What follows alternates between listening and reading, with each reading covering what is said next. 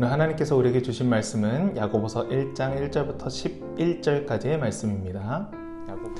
하나님과 주 예수 그리스도의 종 야고보는 흩어져 있는 12지파에게 문안하노라. 내 형제들아, 너희가 여러가지 시험을 당하거든 온전히 기쁘게 여기라. 이는 너희 믿음의 시련이 인내를 만들어내는 줄 너희가 알미라. 인내를 온전히 이루라. 이는 너희로 온전하고 구비하여 조금도 부족함이 없게 하려 함이라. 너희 중에 누구든지 지혜가 부족하거든 모든 사람에게 후히 주시고 꾸짖지 아니하시는 하나님께 구하라. 그리하면 주시리라. 오직 믿음으로 구하고 조금도 의심하지 말라. 의심하는 자는 마치 바람에 밀려 요동하는 바다 물결 같으니 이런 사람은 무엇이든지 주께 얻기를 생각하지 말라. 두 마음을 품어 모든 일에 정함이 없는 자로다. 낮은 형제는 자기의 높음을 자랑하고 부한 자는 자기의 낮아짐을 자랑할지니 이는 그가 풀의 꽃과 같이 지나갑니다.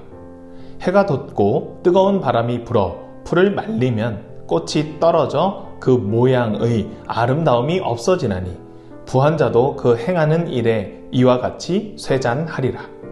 아멘. 할렐루야. 함께 새벽 기도회를 통해 은혜를 나눌 수 있음에 감사드립니다. 오늘부터 2주 동안 새벽 기도회는 담임 목사님을 포함한 5명의 교역자가 돌아가면서 야고보서를 함께 나눌 것입니다. 2주 동안 야고보서를 통해서 하나님께서 우리에게 주시는 말씀이 또한 계획이 뜻이 어떤 것인지 함께 발견하고 나누기를 간절히 소망합니다. 오늘 우리가 함께 읽은 야고보서는 우리가 흔히 공동서신 혹은 일반서신이라고 부르는 성경 중 하나입니다. 그 일반서신, 공동서신 중 바로 첫 번째 서신이 야고보서입니다. 야고보서의 저자는 야고보입니다. 이름에서 나와 있듯이 야고보인데요. 우리가 예수님의 제자 가운데 야고보가 2명이라는 것을 여러분 알 거예요. 성경에 등장하는 야고보가 여럿이 있지만 우리가 이 야고보라는 사람이 2명이 있다는 것쯤은 알고 있을 것입니다. 누구의 아들? 알페오의 아들 야고보가 있고 또 예수님의 형제 야고보가 있습니다. 학자들이 이것을 연구해서 이제 가장 많이 지지를 받고 있는 저자가 바로 예수님의 형제 야고보가 이 야고보서의 저자이다라는 것이 학계의 정설입니다. 그렇다면 야고보서는 누구에게 쓴 편지일까요? 네, 오늘 우리가 읽은 성경에 그 편지의 수신자가 나와 있습니다. 1절 함께 볼까요? 하나님과 주 예수 그리스도의 종 야고보는 흩어져 있는 12지파에게 문안하노라. 여기서 힌트가 될 만한 것은 바로 흩어져 있는 12지파입니다. 이들이 야고보서의 수신자인 것이죠.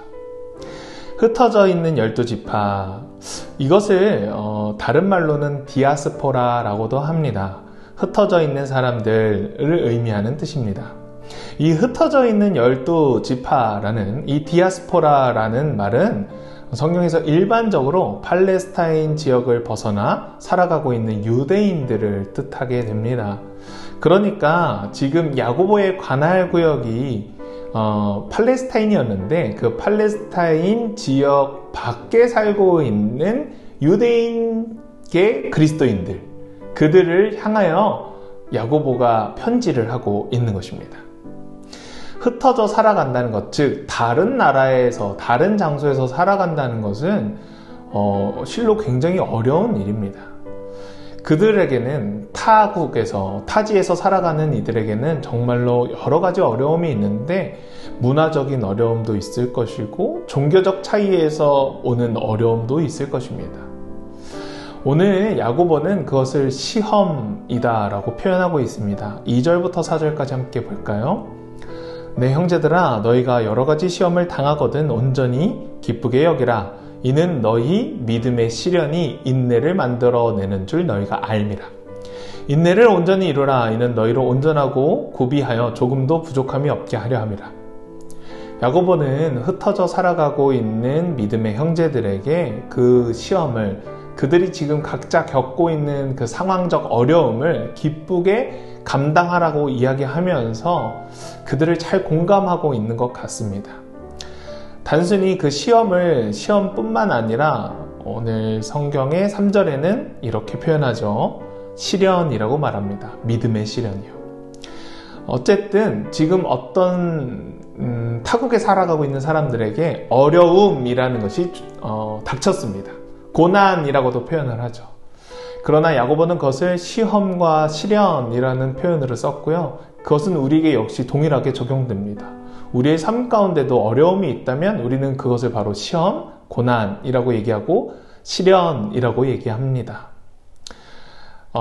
야고보는 지금 잘 이해하고 있는 겁니다. 그 성도들의 상황을, 형제들의 상황을 잘 이해하고 있습니다. 그래서 그 시련이 곧 믿음의 시련, 그 과정이 인내라는 것을 만들어낸다. 그것 또한 당신들이 잘 알고 있습니다. 라고 표현하고 있죠. 그 인내는 온전해지는데, 온전해지고 준비되는데 사용되는 무기입니다. 그래서 우리가 고난이나 시험이 닥쳤을 때 그것을 연단의 과정으로 생각하죠. 그래서 우리는 인내할 수 있고 그 과정을 인내하며 견뎌낸다면 우리가 성장할 수 있는 것이에요. 성숙해질 수 있는 것입니다. 또한 하나님께서는 우리에게 고난을 주실 때 우리가 그 고난을 이겨낼 만해서 주시는 겁니다. 그러니 우리가 성숙한다면, 우리가 조금 더 성숙하다면 아마 조금 더 큰 고난을 주실지도 모릅니다. 그러니 여러분에게 지금 큰 고난이 왔나요? 그러면 여러분 여러분이 그 고난을 견딜 수 있을 만큼 성숙한 하나님의 신뢰가 있다는 것이죠. 그러니 우리 너무 슬퍼하거나 낙담하지 말고 고난과 어려움이 생긴다면 이것을 내가 이겨낼 만한 성숙함이 있구나 라고 생각하며 위로를 얻으시기를 주님의 이름으로 축원드립니다. 5절부터 8절까지 함께 보겠습니다. 너희 중에 누구든지 지혜가 부족하거든 모든 사람에게 후히 주시고 꾸짖지 아니하시는 하나님께 구하라. 그리하면 주시리라. 오직 믿음으로 구하고 조금도 의심하지 말라. 의심하는 자는 마치 바람에 밀려 요동하는 바다 물결 같으니 이런 사람은 무엇이든지 주께 얻기를 생각하지 말라. 두 마음을 품어 모든 일에 정함이 없는 자로다. 우리는 지혜를 구해야 합니다. 그러니 어려운 상황이 있을 때, 그 어려운 상황을 헤쳐나가길 원할 때 우리가 세상적인 어떤 방법을 구하는 게 아니라 지혜를 구해야 한다라고 이야기합니다. 야고보는 이 지혜를 추후에 또 사용하게 되는데 두 가지의 지혜가 있다라고 정의합니다. 첫 번째 지혜는 사람들의 경험과 사람들의 지식으로부터 출발하는 지혜입니다. 또 다른 지혜가 바로 이 성경에서 사용된 지혜인데요. 바로 하나님께로부터 온 지혜, 위로부터 온 지혜를 이야기하고 있습니다. 그러니 지금 야고보가 성도들에게 지혜를 구해야 합니다 라고 이야기하며 말하고 있는 그 지혜는 바로 하나님으로부터 온 지혜, 위로부터 온 지혜를 이야기하고 있는 것이죠. 그것을 구해야 한다라고 말입니다. 사람의 지혜는 하나님에게 구하는 것이 아니라 사람에게 구하겠죠. 그러나 위로부터 온 지혜는 구할 곳이 한 곳밖에 없습니다. 바로 하나님 말입니다. 그러니 우리도 하나님께 지혜를 구해야 하는 것이죠. 그 지혜가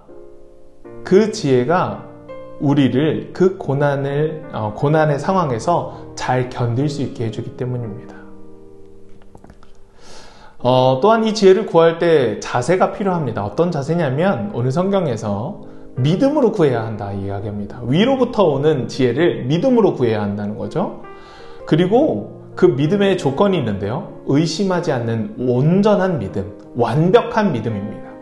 즉 하나님이 나에게 위로부터의 지혜를 주실 것이라는 믿음, 또한 그 지혜가 이 어려움을 극복할 수 있다는 믿음, 그 믿음입니다. 의심한다면 그 믿음, 그 지혜를 주시지 못하십니다. 9절부터 11절 함께 보겠습니다. 낮은 형제는 자기의 높음을 자랑하고 부한 자는 자기의 낮아짐을 자랑할지니 이는 그가 풀의 꽃과 같이 지나감이라. 해가 돋고 뜨거운 바람이 불어 풀을 말리면 꽃이 떨어져 그 모양의 아름다움이 없어지나니 부한 자도 그 행하는 일에 이와 같이 쇠잔하리라. 야고보는 또 다른 주제를 도입했어요. 그것은 바로 빈부의 문제를 이야기하고 있습니다. 이것은 앞으로 야고보가 몇 번 더 다루는 문제인데요. 그 문제에 앞서서 지금 야고보는 선명하게 두 사람을 대조시키고 있습니다. 낮은 형제 그리고 부한 자를 대조시키고 있어요.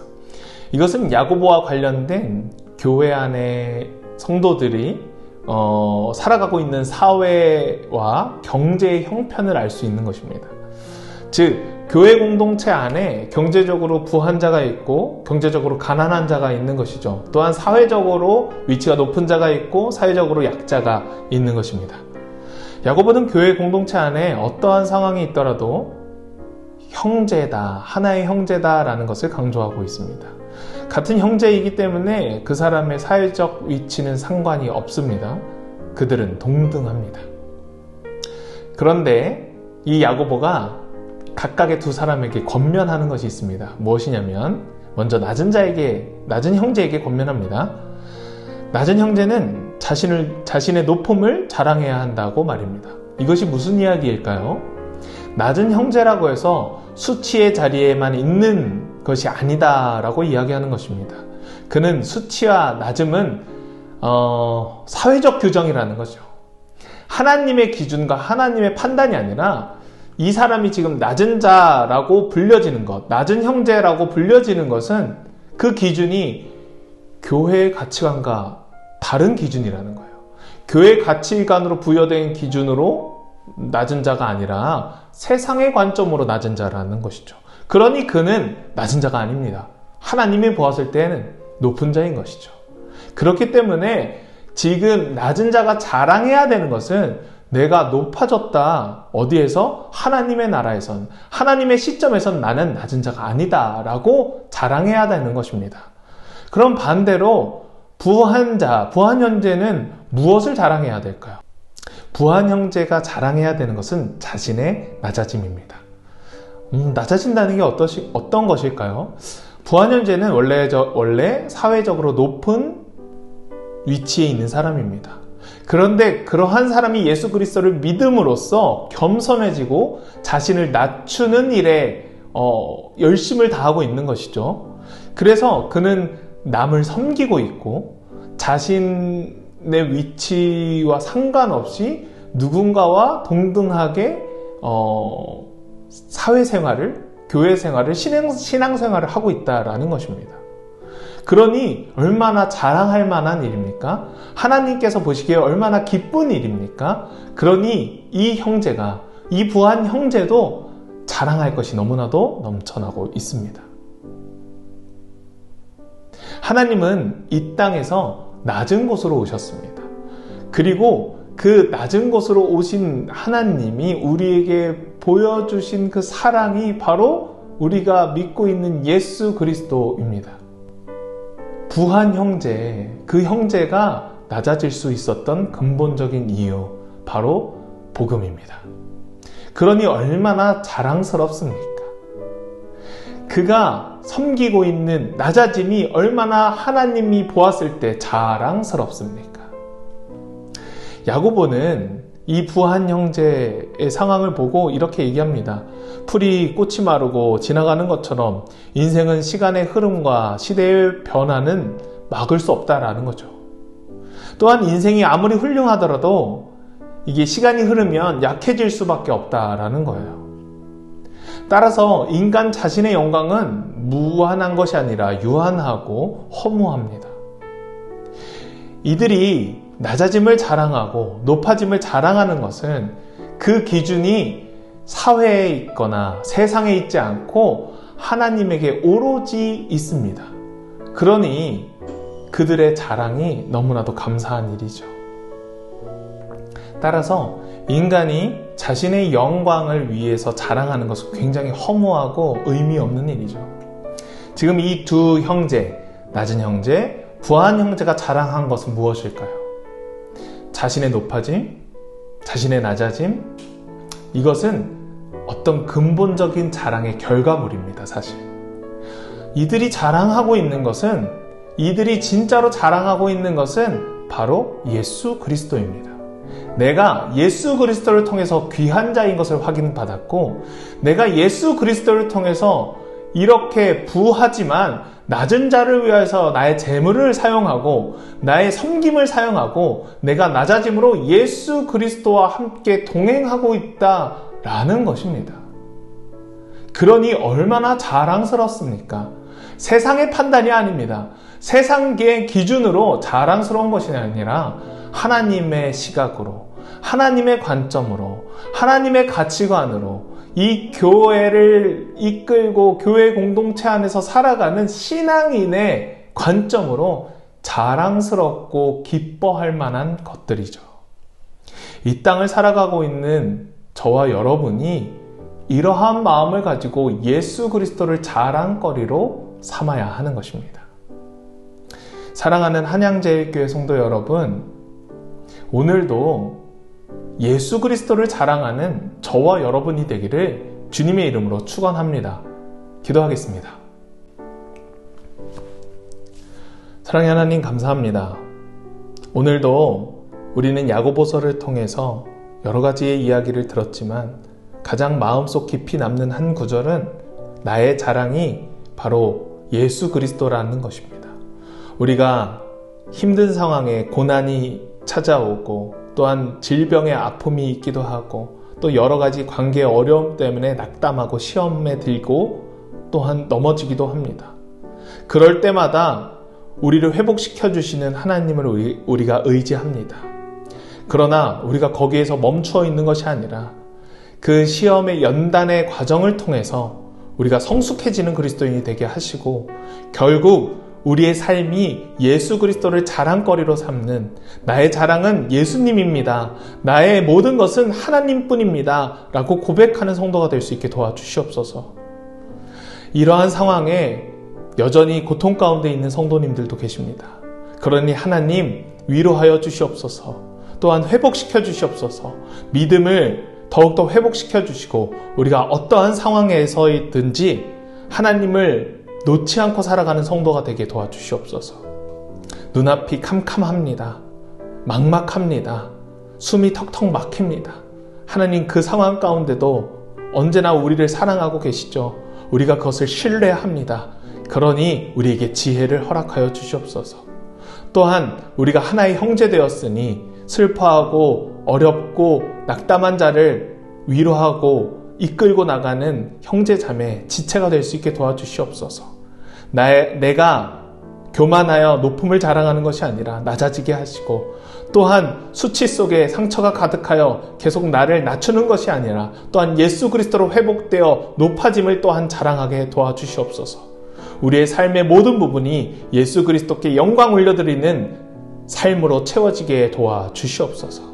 언제나 우리를 사랑해 주시는 예수님의 이름으로 기도드립니다. 아멘.